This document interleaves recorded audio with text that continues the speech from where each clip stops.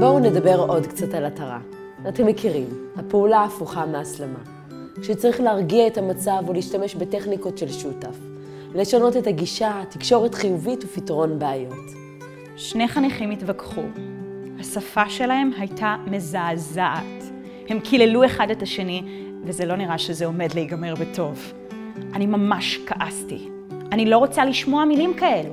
ושאר הקבוצה לא צריכה להיחשף לשפה כזו. הייתי צריכה לעשות משהו לפני שדברים יצאו משליטה. ואז חשבתי לעצמי, חכי רגע, מה באמת קורה כאן? אם המדריכה רק תגיב לקללות, היא עלולה בטעות להסלים את המצב במקום לנסות לעזור. קללות זה לא אישי. ילדים מקללים משלל סיבות שונות. אולי הם רוצים תשומת לב, גם אם היא שלילית. אולי ככה הם למדו לתקשר בבית או במקום אחר. אולי חסרות להם דרכי תקשורת יעילות יותר. ואולי הם חושבים שזה מגניב. מה שתפס אותי זה הקללות, אבל מהסיבות הלא נכונות. כשהחלטתי לא להתעצבן, הצלחתי להסב את הפרספקטיבה ולשנות את הגישה שלי. הצלחתי להתמקד במה שהילדים באמת צריכים. תמיכה, תשומת לב, סבלנות וזמן.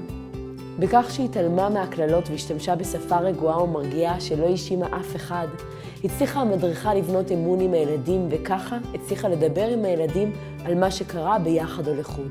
היא הצליחה להקשיב ולהביע סימפתיה עם כל צד בסיפור, ולחשוב יחד עם הילדים על דרכים יעילות יותר להביע כעס. חשוב לזכור, יש ילדים שהם ממש רגישים באופנים שונים ומפתיעים ויכולים להגיב בצורה חריפה לדברים כמו רעש, מגע, מקומות הומי אדם.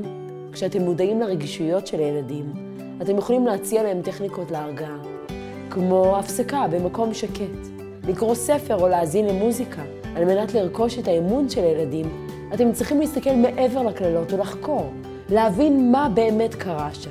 יחד תוכלו לחשוב על דברים מתסכלים שקורים, ומה האפשרויות לפתרון המצבים הללו.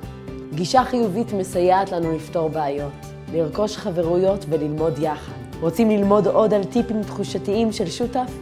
לחצו על הלינקים המצורפים לעוד מידע אודות שותף, תוכניות שילוב.